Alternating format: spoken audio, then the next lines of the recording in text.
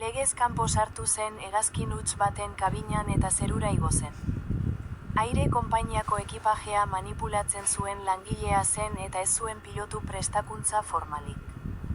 Aire trafiko kontrolatzaileei esan zieten hegazkina lapurtuta zegoela eta irratiz jarri ziren harekin harremanetan.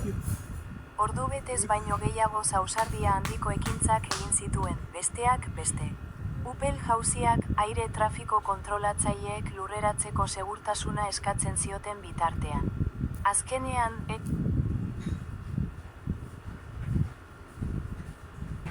legez kanpo sartu zen hegazkin huts baten kabinan eta zerura igo zen. Aire konpainiako ekipajea manipulatzen zuen langilea zen eta ez zuen pilotu prestakuntza formalik. Aire trafiko kontrolatzaileei esan zieten hegazkina lapurtuta zegoela eta irratiz jarri ziren harekin harremanetan. Ordubetez baino gehiago ausardia handiko ekintzak egin zituen, besteak beste.